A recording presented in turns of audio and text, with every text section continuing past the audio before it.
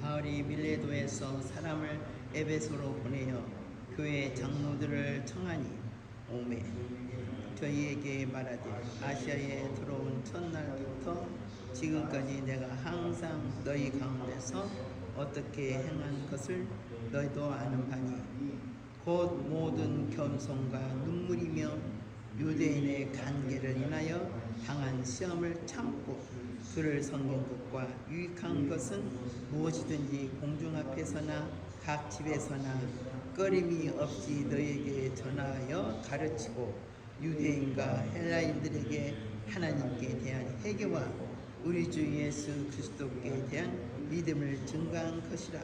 보라, 이제 나는 심령의 매임을 받아 예루살렘으로 가는데 저기서 무슨 일을 만날는지 알지 못하노라. 오직 성령이 각 성에서 내게 증거하여 결박과 반란이 나를 기다린다 하시나 나의 달려갈 길과 주 예수께 받은 사명 곧 하나님의 은혜의 복음 증가하는 일을 마치려 하면은 나의 생명을 조금도 귀한 것으로 여기지 아니하노라. 보라, 내가 너희 중에 앙례하며 하나님 나라를 전파하였으나 지금은 너희가 다 내 얼굴을 다시 보지 못할 줄 아노라. 그러므로 오늘 너희에게 증거하노니 모든 사람의 피에 대하여 내가 깨끗하니 이는 내가 거리끼지 않고 하나님의 뜻을 다 너에게 전하였습니다. 너희는 자기를 위하여 또는 온 양떼를 위하여 삼가라. 성령이 저들 가운데 너희로 감독자를 삼고 하나님의 자기 피로 사신 교회를 치게 하셨느니라.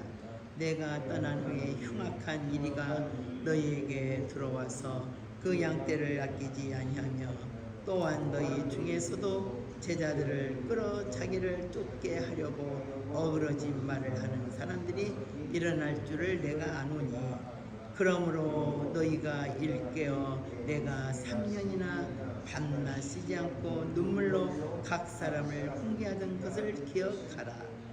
지금 내가 너희를 주와 및 그 은혜의 말씀께 부탁하노니 그 말씀이 너희를 능히 든든히 세우사 거룩해 하심을 입은 모든 자 가운데 기업이 있게 하시리라.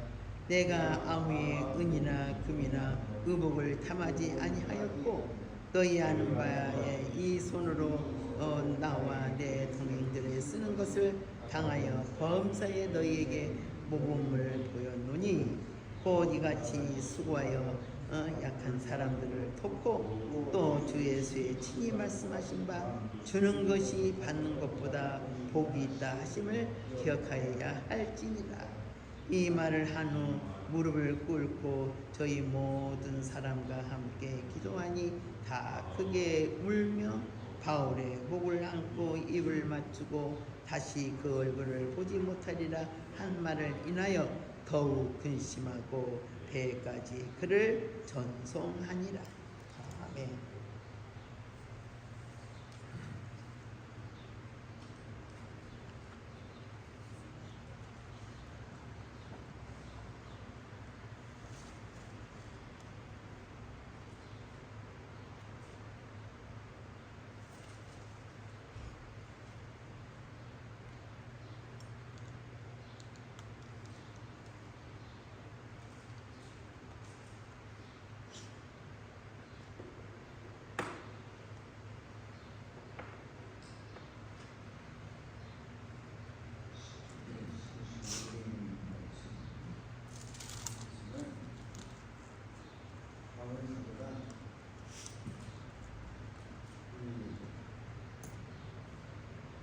밀레도에서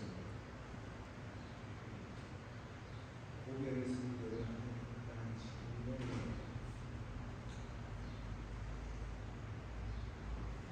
바울은 에베소 교회를 위해서 마지막 교회 모든 일에 위해서 말씀을 충고하고 있습니다. 바울은 오순절까지 예루살렘에 도착하려고는 큰 일정 때문에 에베소의 분위기가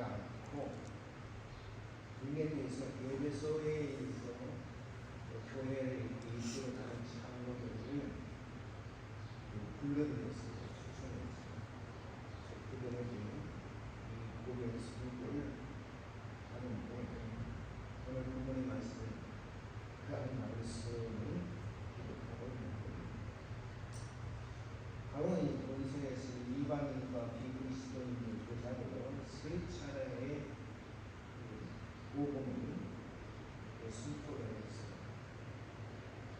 그리고 이제 5번의 연정적인 선교를 했어요. 이번 이 선교에 에베소 교회를 대상으로 한 독특한 말씀을 주시고 있는데, 에베소 교회는 항상 이 바울의 삶 가운데 관심을 가지고 있었던 그러한 교회예요. 이 고백 선교의 내용은 권면과 더불어서 연습적인 그런 성격을 지니고 있는데, 그 중심 내용을 보면 다음과 같아요. 어떤 것이냐면, 첫 번째 에베소 교회 생각이 바울이 여기에서 행하였던 사역, 그 사역을 돌이켜보는 보상하는 18절에서 21절에 그러한 것이 이루어지기 위해서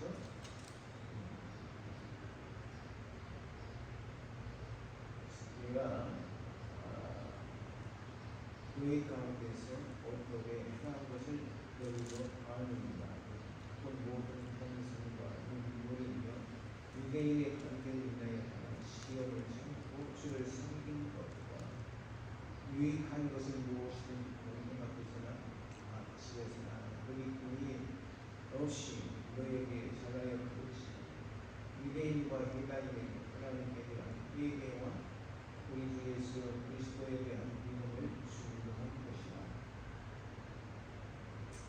그 말씀을 보면 그 바울이 에베소에서 행한 모든 것들을 그 사역을 말씀하고 있습니다. 바울은 모범의 사역자로서 유대인의 박해 속에서도 모든 노력을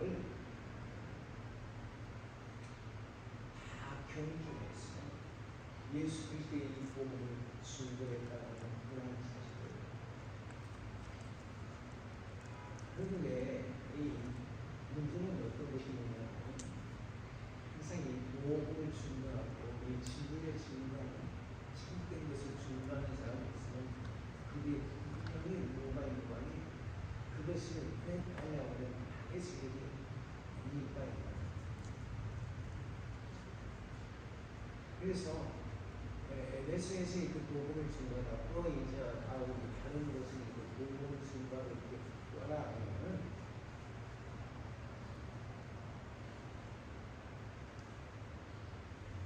유대인들은 바울이 있는 동안에는 조용히 있다가 이제 이 바울이 떠나가면 그 틀을 타서 교인들을 갖다가 유혹하는 거예요. 바울이 있는 동안에도 계속해서 바울에 대한 비난을 일삼았고, 그리고 그가 이 복음을 전할 때 해방하니까 이들은 많이 겪어서 이 서신서에는 사도행전에도 기록이 되어 있는 그런 어려운 가운데서 이렇게 바울은 복음을 증거했다는 말이에요. 그리고 둘째로 여기 이제 22절에서 이제 바울이 예루살렘에 가고자 하는 그 계획을 이야기하는 거예요. 바울은 예루살렘에서 훈련과 박해가 기다리고 있지만, 그러나 나는 내 생명보다도 하나님의 복음을 더 귀히 여겨서 이 복음의 사명을 감당하기 위해서 나는 예루살렘으로 가야 한다 라고 하는 것을 이야기하고, 그래서 보니 성령의 증거로 말미암아 거기에서 어떠한 것들이 일어날지 대충 그게 알고 있다니까. 그러면서도 그는 그의 두려움 없이 그 예루살렘을 자기를 박해하려고 자기를 죽이려고 하는 그러한 것을 향하여 지금 가고 있다는 것을 그 결심을 말하고 있는 겁니다. 이 말씀은 그때 주님의 말씀을 맡은 자, 복음의 사역자들이 어떠한 자세를 가지고 어떠한 희생과 헌신의 자세를 가지고서 주의 사랑하는 백성들을 가르치고 이끌어야 하는가 하는 것을 말씀을 복음으로 보여주시는 하나님입니다. 바울은 그렇게 생명의 위협을 느끼면서까지도 여러분들에게 하고자 결심을 합니다. 세 번째는 25절 11절을 보면 바울이 가시는 에베소 교회의 장래에 대해서 많이 주고 있습니다. 바울은 자신의 복음을 전하다가 순교를 당할 것과 자신은 이제 이 복음을 전하다가 순교를 당할 것과 에베소 교회는 이단의 출현으로 인해서 교회 여러 성도들이 배교의 길로 미혹으로 끌려가고 그래서 주님과 전혀 다른 주님의 말씀과 전혀 다른 그런 생활을 하게 될 것이다 라고 하는 것을 말씀해 주고 있는데 그러기 때문에 너희가 장로된 너희가 그들을 어떻게 이끌어야 할 것인가 하는 것을 말씀해 주는 거예요. 그러면 오늘 교회 시골교회에서 이렇게 목회를 하고 그리고 그것을 떠나서 이렇게 했는데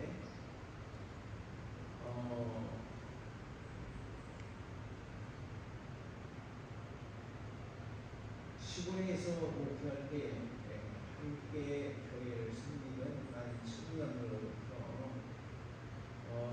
전화가 왔어요. 뭐라고 하냐면 자기 지금 그 교회 어느 지사님 가정할 거잖아요. 그 지사님 가정이 이단을 맞은 것 같아요. 그래서 그곳을 가가지고 신학교를 합니다. 거기서 또 다시 또 사역을 한다고 하는데 이상한 곳이에요. 전화를 받아보고 또 이제 그쪽으로 전화를 내봤는데 그때 어떤 곳이 있었냐면 10월 23일인가 최후의 날 휴거가 있다. 그래서 많은 사람들이 등용을 받을 것이다. 우리는 그곳으로 갈 거다. 그리고 이제 우리는 이제 당신네들은 이야기를 듣겠다. 이제 그런 얘기를 했다고. 이제 어떤 또 분들이 있는가 하니 그 아버지가 의방에를 타고 이렇게 시장을 갔다 오다가 사고를 당해서 죽게 된 거예요. 세상을 떴어요.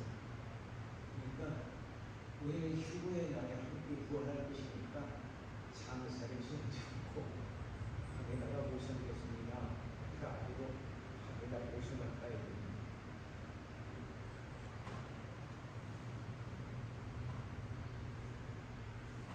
분명히 알아야 할 것은 진리의 말씀이 있기 때문에 우리는 또 뭐가 있냐면 사랑의 역사를 일어난다는 거예요.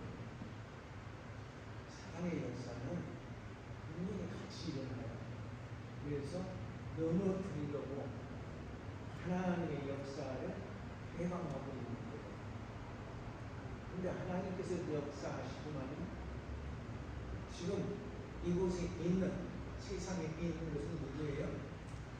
연약한 성도들이에요. 성도들은 그러한 유혹과 그러한 시험이 올 때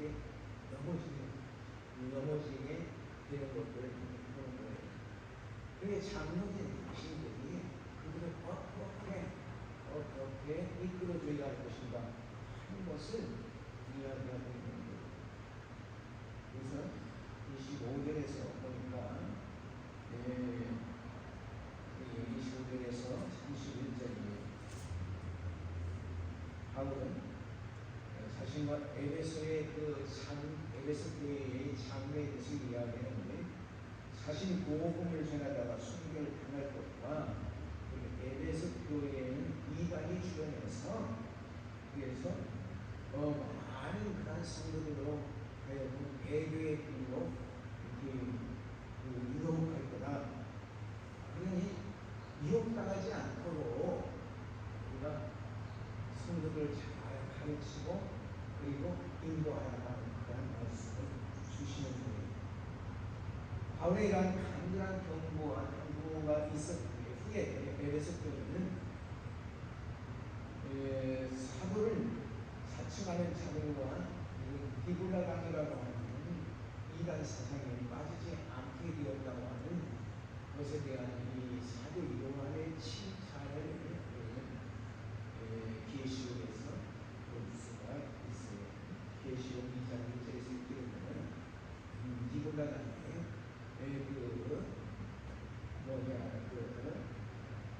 이단 사상에 빠지지 않은 것에 대한 칭찬이 나옵니다.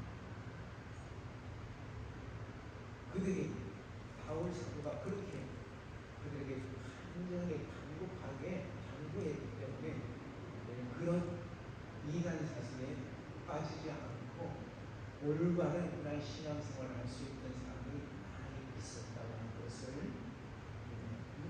볼 수가 있습니다. 그리고 32절에서 35절에 보면은 설교의 결론이 나타나고 있어요. 바울은 여기서 교회에 대한 축복과 기원과 함께 약한 사람들에 대해서 도움을 주라.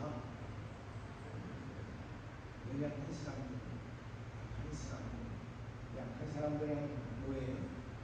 생활이 어려운 사람들, 여러 가지 모습이 있어요. 그런 사람들인데 그들을 고르고라고 하니까 권면을 하시면서 바울은 자신이 어떻게 생활했던가 하는 것, 그래서 어떻게 생활했던가 하는 것들을 열고 했던 것을 볼 수가 있어요. 그의 목회의 생활을 하나님과 사람 앞에서 칭찬받을 만한 그러한 삶이었다고 하는 확신을 가지고 있었다는 것을 볼 수가 있습니다. 이렇게 볼 때 우리는 이 본문에서 설교를 통하여 드러난 이 바울의 모습, 바울이 어떤 사람이었는가 하는 것을 우리가 알 수가 있는데, 바울은 정말로 겸손과 인내와 민물이 많은 그런 사람이었다라고 하는 것을 볼 수가 있습니다. 친구들의 보면 인내와 겸손의 사람이라고 하는 것을 그리고 20절에서 24절에 보면 복음을 전파하는 데 있어서는 용기와 열정을 가진 그런 사람이었다. 그런 사람이었습니다.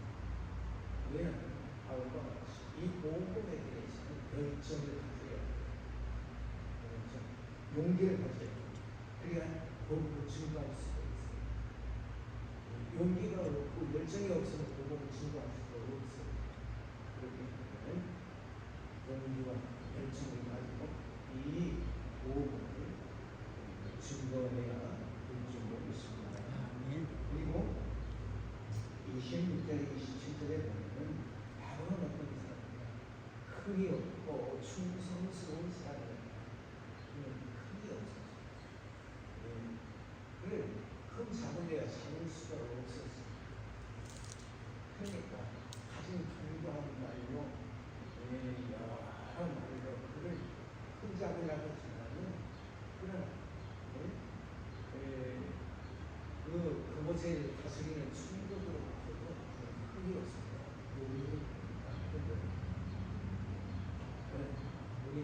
생활에 있어서 다른 사람들에게 흠잡힐 그러한 일들을 마다하는 말이에요. 그 다음에 28절에서 30절에 보면 바울은 영적으로 통찰력이 있는 그러한 사람이었고 공균력이 있는 사람이었어요. 그러니까 영적으로 통찰력이 없고 공균력이 없으면 이단 스스로의 유혹을 받게 된다니까. 그러니까 우리는 하나님 앞에 엎드려 기도하기 위해서 영적인 통찰력과 그리고 공균력을 그리고 기도나 인사로 하여 준비로 있습니다. 그 다음에 31절에서 35절은 사심이 없고 그리고 사랑과 공부를 가진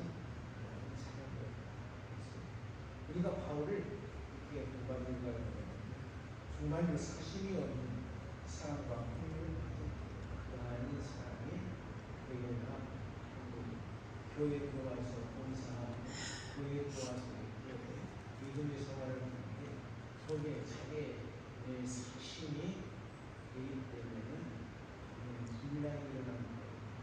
교회에 많은 문제를 수반을 일으켜요.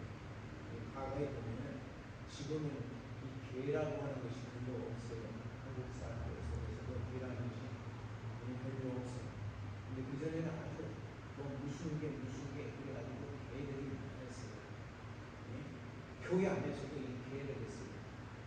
괴를 하다가 이게 문제가 생겨버리면 온 교회에 소란이 일어나고 많은 그런 희생자들이 오게 됩니다.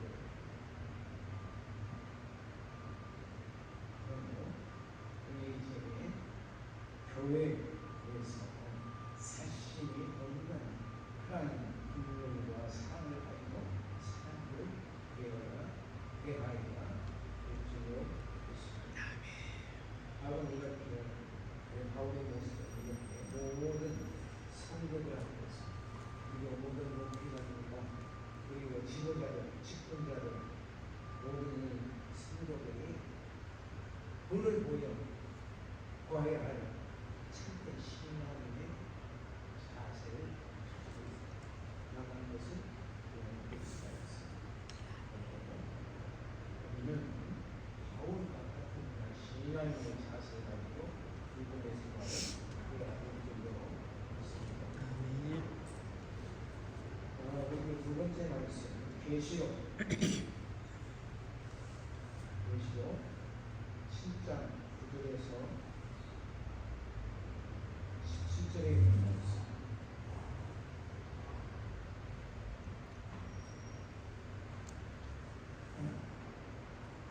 계시록 7장 9절에서 17절. 일 후에 내가 보니 각 나라와 족속과 백성과 방언에서 아무라도 능히 셀 수 없는 큰 무리가 흰 옷을 입고 손에 종려 가지를 들고 보좌 앞과 어린 양 앞에 서서 큰 소리로 외쳐 가로되 구원하심이 보좌에 앉으신 우리 하나님과 어린 양에게 있도다 하니 모든 천사가 보좌와 장로들과 내 생물을 주위에 섰다가 보좌 앞에 엎드려 얼굴을 대고 하나님께 경배하여 가로되 아멘. 찬송과 영광과 지혜와 감사와 존귀와 능력과 힘이 우리 하나님께 세세토록 있을지로다. 아멘. 아멘 하더라. 장로 중에 하나가 응답하여 내게 이르되 이 흰옷을 입은 자들이 누구며 또 어디서 왔느뇨? 내가 가로되 내 주여 당신이 알리이다 하니 그가 나더러 이르되 이는 큰 환난에서 나오는 자들인데 어린 양의 피에 그 옷을 씻어 희게 하였느니라. 그러므로 그들이 하나님의 보좌 앞에 있고 또 그의 성전에서 밤낮 하나님을 섬김에 보좌에 앉으시니가 그들 위에 장막을 치시리니 저희가 다시 줄이지도 아니하며 목마르지도 아니하고 해나 아무 뜨거운 기운에 상하지 아니할지니 이는 보좌 가운데 계신 어린 양이 저희의 목자가 되사 생명수 샘으로 인도하시고 하나님께서 저희의 눈에서 모든 눈물을 씻어 주실 것입니다. 아멘. 말씀은 14만 4천이라고 하는 14만 4천명이 구원을 받는다.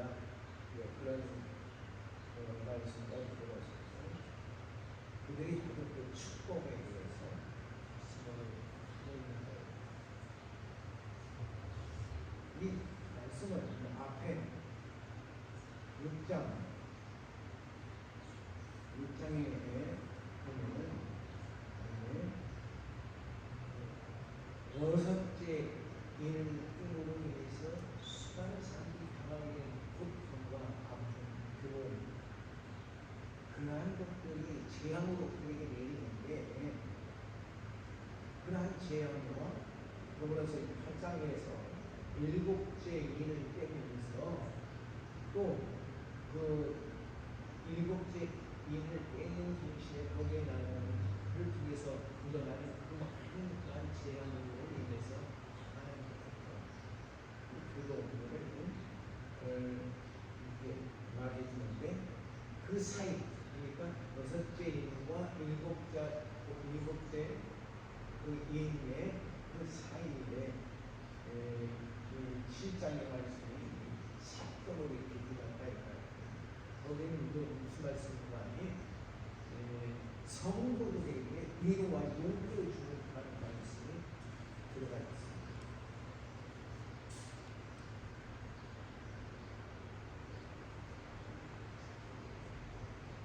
그래서 구원받은 자들이 다 인치시고 극심한 재앙이 내리는 그러한 것들이 잠깐 이루어지는 생에 구원받는 그러한 숫자가 14만 4천이라고 하는 그 숫자를 이야기하는 건데 이 14만 4천이라는 안식교회나 또 무슨 다른 교회에서 14만 4천이라는 그 숫자에 굉장히 민감을 해요. 근데 이 14만 4천이라는 그 숫자가 문제가 아니라 무수히 여기서 봐 무수히 셀 수 없는 수많은 사람들 그것을 얘기하는 거예요. 수없이 셀 수 없는 그 많은 사람들이 하나님을 찬양하는 것이다. 그리고 여기 보면 그 구원받은 그런 무리들이 하나님을 찬양하는데 거기에 화답하는 그런 순사와 그리고 24장로 그리고 내 생물들이 화답하며 하나님께 경배하는 그런 모습이 나타나고 있습니다.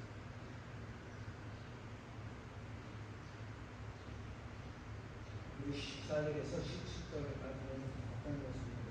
구원받은 자들이 하나님의 나라에서 영원히 하나님과 동행하는 하나님과 동행하고 복된 삶을 누린다고 하는 그런 말씀이 기록이 되어 있습니다. 하나님께서 천사들을 통해서 여섯째 인을 떼면서 당하는 그 모든 시련과 환난과 고통의 역사들이 있는 것 이제 또 일곱째 인을 떼게 될 때 그들이 당하게 되는 그 수많은 어려움 그런 가운데에서 너희들은 어떤 것이냐 너희들이 그러한 축복이라고 하는 것을 보여주시고 그리고 말씀하셨지만 어린 양은 예수 그리스도를 보시는 거예요. 그가 우리를 이끌어 주시고 보살펴 주신다라고 하는 말씀이 있습니다. 여기 말씀에 보면은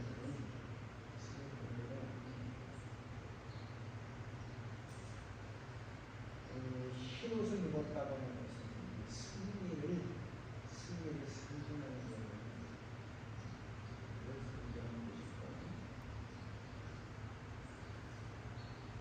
손에 중요 가지고 드리고 부정이면 앞에 서서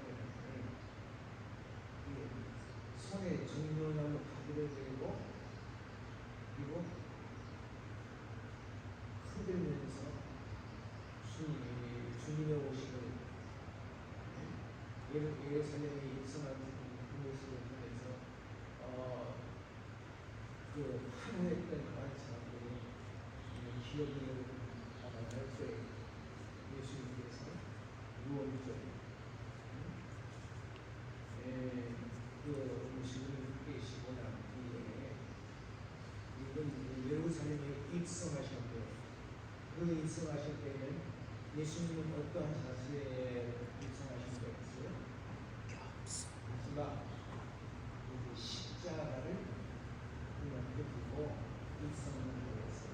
그때 예수님께서는 무엇을 하고 가셨어요? 어린 낙이 새끼를 두고 예루살렘에 입성을 하셨어요. 사람들은 자기의 그것을 펴서 그 앞에 놓고 낙이 위에다 예수님이 그 위에 하셨고 그리고 손에는 무엇을 들었어요? 종려나무 가지를 들고 흔들면서 예수님을 이스라엘의 왕으로 오신 예수, 메시아로 오신 예수 찬양하고 있습니다. 이때 이 찬양은 예수님을 올무로 부르는 그러한 올무가 되는 지금 사도 요한이 본 이 장면은 승리의 장면입니다. 온전히 승리하시고 그리고 구원해 주셔서 모든 사람들을 당신품으로 받아들이는 그런 모습을 주는 말씀입니다.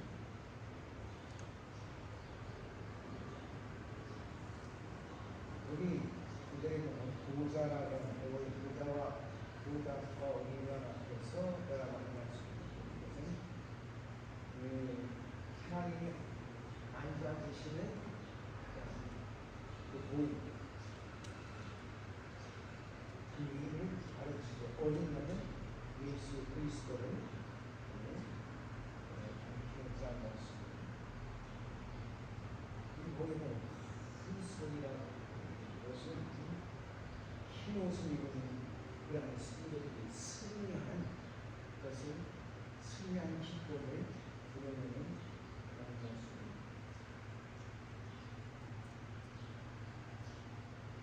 또 보면은 모든 천사와 보호자와 장로들과 내 생명이 주위에 섰다가 그렇습니다. 그러니까 승리함을 받아서 이제 이 땅 위에서 믿음의 생활을 통해서 하나님께 영광을 드리니 그 말씀을 잘 받고 그 말씀을 준수하며 살아가면서 승리하는 사람들. 이 장면이 그 5장 11절에서 묘사된 장면인데 내가 또 보고 그러던 보호자와 내 스님들과 장로들을 불러선 많은 천사들의 음성이 그 수가 만나 영천수가 되는데 그것은 보호자에 둘러서 있는 하나님의 보호자에 둘러서 있는 그 장로들과 천사들과 스님들과 그런 것을 얘기를 해요. 스님이라는 것은 그룹이라고 싹이라고 얘기하는 이가 하는데 천사와의 분별이 또 구분이 된다고 하면 이런 말이 일종의 천사와 같다 이렇게 얘기하는 사람도 있어요. 하여튼 그것은 우리가 묻다 것을 얘기할 문제는 아니고 그러한 모든 것들이 하나님을 찬양하고 그리고 그들은 흰옷을 입은 많은 무리들이 하나님을 찬양하고 그리고 어린 양의 그 구속함에 대해서 찬양할 때 그들과 함께 하다 됐다는 것을 이야기하는 거예요.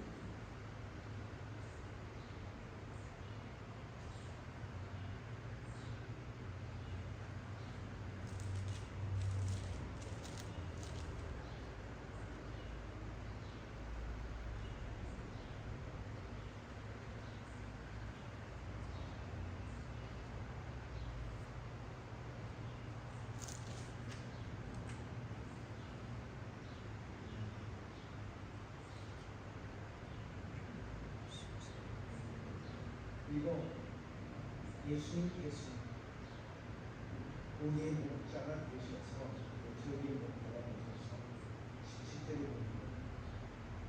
그런 말씀이죠. 예수 그리스도께서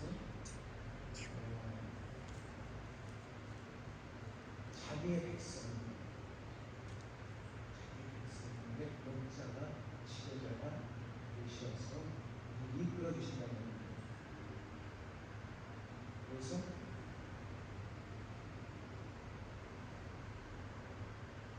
여기 보면은 조금 이상한 그런 표현이 있어요. 어린 양이라고 예수 그리스도의 어린 양이라고 하는데 목자라고 표현이 있어요. 어린 양 그리스도가 어린 양이라고 할 때 모든 사람들을 인류의 모든 죄를 대속하기 위해서 그래서 제물이 되어주셨던 그러한 것을 의미하는 겁니다. 그래서 우리를 위해서 피 흘려 죽으시고 그리고 우리를 구원하신 그러한 분이시다라고 하는 것을 의미하는 거예요. 그래서 어떻게 보면 이게 꼭 모순되는 그런 말씀 같은 그래서 우리를 인도하시는 그러한 예수님 어린 양이며 우리의 목자가 되셨다는 것이죠. 그리고 우리를 생명으로 인도하신다.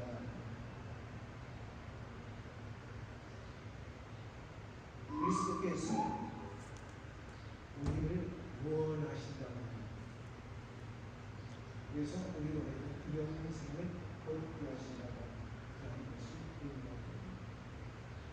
그리고 17절에는 그 마지막 장면입니다. 지금 말씀하는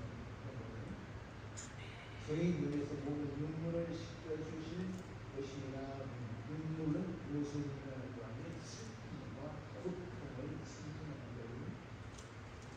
성경이 이 땅에 사는 동안에 큰 풍랑과 시련 그 모든 핍박과 억압 속에서 많은 고통을 받게 됩니다.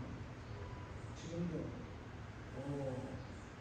이렇게 순교를 당하는 사람들이 얼마나 많은지를 지난번에 또 어디서 보니까 그 이란의 어느 한쪽에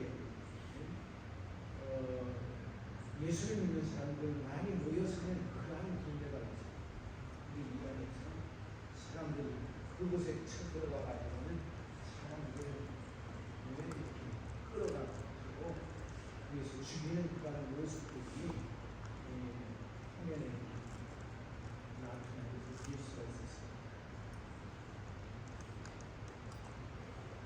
이렇게 수없이 많은 사람들이 예수 믿는다고 하는 그 사실 하나 때문에 수고를 당하는 그런데 우리 하나님께서 그들의 모든 눈물과 그리고 그들의 아픔을 그 슬픔을 다 그들의 그 모든 고통을 다 씻겨주신다고 합니다. 그리고 그 모든 것들을 통해서 영화로운 그런 면류관을 주신다고 합니다.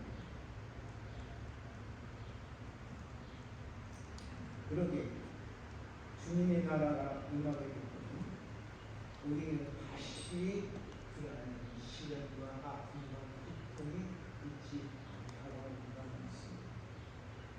그러기에 우리는 이 세상에서 살아가는 동안 우리 앞에 당하는 시련과 많은 핍박과 억압이 있다 할지라도 그것을 두려워할 필요 없다. 담대하게 모든 것을 이겨나가는 것을 복음을 증거하고 복음을 우리의 몸으로 드러내는 삶을 살아야 하는 줄로 믿습니다. 주님의 말씀입니다. 요한복음 10장 22절에서 33절에 있는 말씀.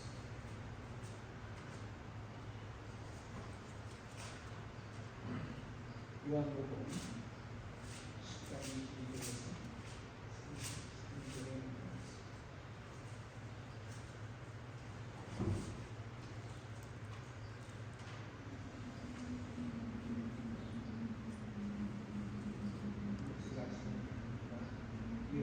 에르사람의 수전절이 이르니 때는 겨울이라. 예수께서 성전한 솔로몬 행각에서 다니시니 유대인들이 애워싸고 가로되 당신이 언제까지나 우리 마음을 의혹해야 하려나이까. 그리스도이여든 밝히 말하시오 하니 예수께서 대답하시되 내가 너희에게 말하였으되 믿지 아니하는도다. 내가 내 아버지의 이름으로 행하는 일들이 나를 증거하는 것이 오늘 너희가 내 양이 아니므로 믿지 아니하는도다. 내 양은 내 음성을 들으며 나는 저희를 알며 저희는 나를 따르느니라. 내가 저희에게 영생을 주노니 영원히 멸망치 아니할 터이요 또 저희를 내 손에서 빼앗을 수가 없느니라. 저희를 주신 내 아버지는 만유보다 크심에 아무도 아버지 손에서 빼앗을 수 없느니라. 나와 아버지는 하나이니라 하신대 유대인들이 다시 돌을 들어 치려 하거늘 예수께서 대답하시되 내가 아버지께로 말미암아 여러 가지 선한 일을 너희에게 보였거늘 그 중에 어떤 일로 나를 돌로 치려 하느냐. 유대인들이 대답하되 선한 일을 인하여 우리가 너를 돌로 치려는 것이 아니라 참남함을 인하니 네가 사람이 되어 자칭 하나님이라 함이로다. 아멘.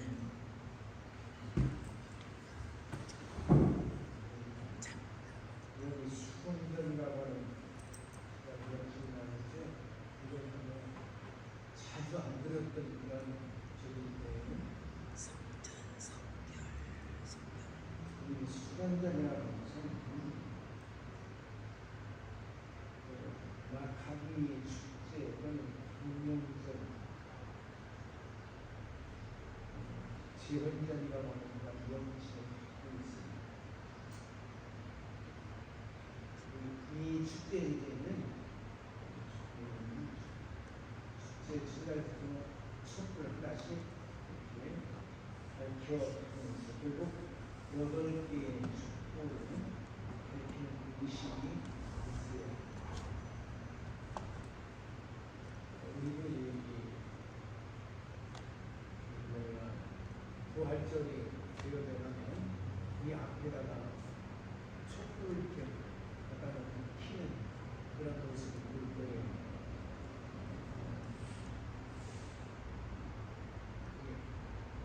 미국 교인들하고 같이 기획을 했고 켰던 것들을 보셨을 거예요. 근데 그것은 나는 이러한 것을 의미하고 있는 거예요. 여기 이제 여기도 보면은 이 촛불이 몇 개가 있는 거 아니에요? 몇 개가 있어요?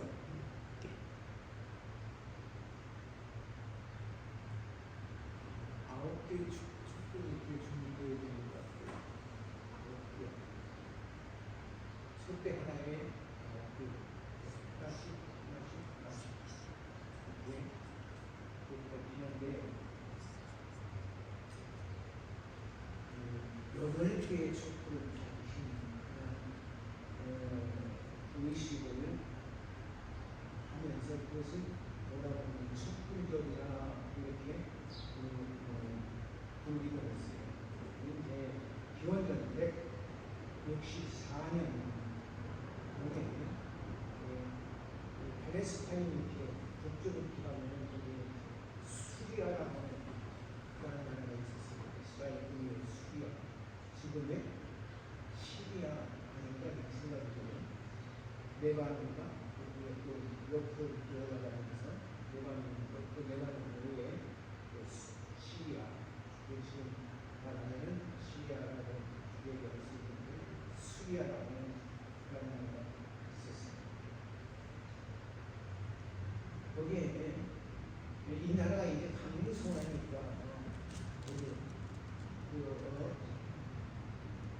왕이 수리아의 안티오쿠스라고 하는 왕이 군대를 모아서 예루살렘을 침공했거든요. 그래서 예루살렘에다가 이렇게 점령하고 그리고 예루살렘 성전에서 자기네들의 제사를 드리고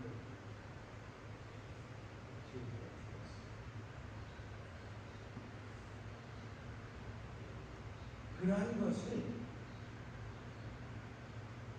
이 164년 전에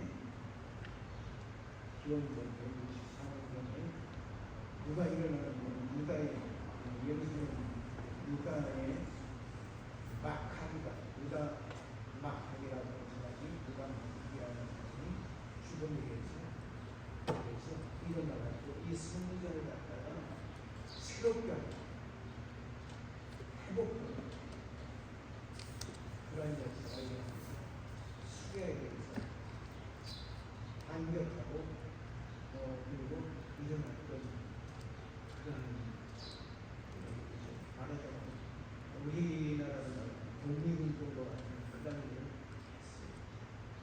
그리고 성전에서는 어떤 일을 보면 성전은 이 제단을 10년간 제사를 드리게 되고 이방인으로부터 더럽혀진 이 제단을 10년간 그러한 그 행사를 받고 하나님 앞에 다시 공헌하는 그러한 행사를 가졌던 겁니다. 이것이 바로 이 수련들의 미래입니다. 초막절에 예루살렘에 오신 예수의 수많은 군사로부터 배출을 하고 있습니다. 왜? 예수님께서는 메시아로서 정치적인 면에서 로마로부터 이제 해방을 선포하고 로마를 기초로 삼기로 생각하고 있는데 예수님은 전혀 달랐어요. 어린 나귀 새끼를 타고 와서 그래서 그들은 인계 모든 죄를 위하여 십자가에 죽기 위해서 오셨다는 거예요.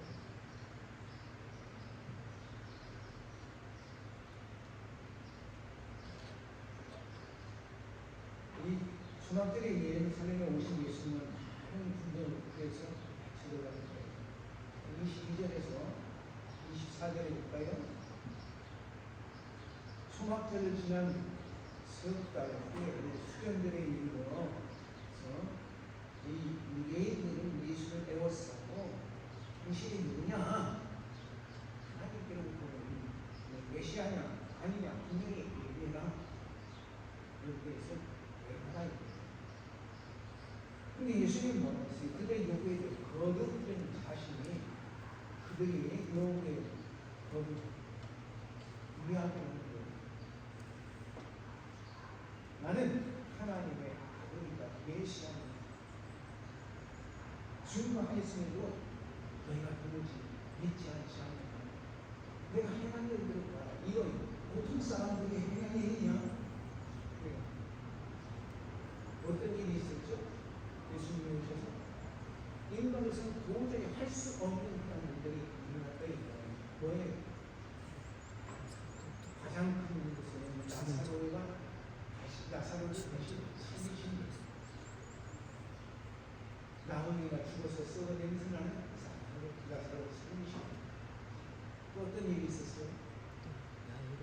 수많은 사람들이 말씀을 듣기 위해서 그래서 베스가 빌력에 있을 때 그에게 하루 종일 굶었지만 먹을 것이 없어서 그래서 굶주려 고통당할 것을 생각하시면서 예수님께서는 그들을 위하여 5천여 명의 상점과 5천여 명이나 되는 사람들을 먹이고 외국 광주리에 남는 놀라운 역사를 누리는 것이죠.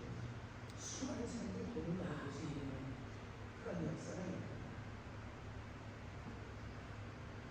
그리고 예수님이 가신 곳곳마다 병자들이 일어났다는 거예요. 이게 보통 사람들이 할 일이냐 이거예요. 근데 그들은 그것을 믿지 못했다는 거예요. 근데 내가 무슨 얘기를 하냐면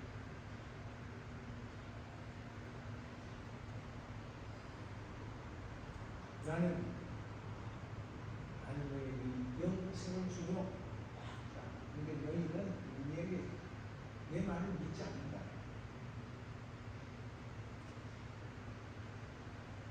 왜? 너희는 내 양이 내 양은 내 음성을 듣고 나를 따르는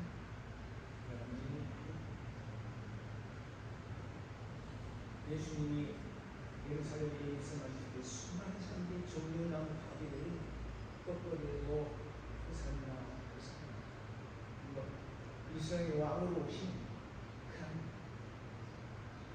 그 예수 그런 환영의 외쳤던 거예요. 그런데 그들이 애에서 예수님을 배역하는 그런 배역자들이 모여진 거예요.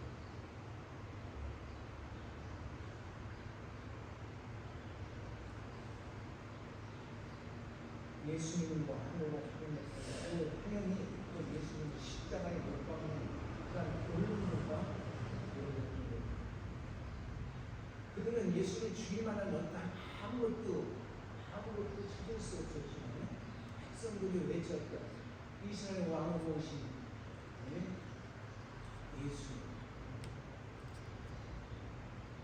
찬양을 드렸던 그것이 우리 예수님께 대한 의무가 되는 거예요.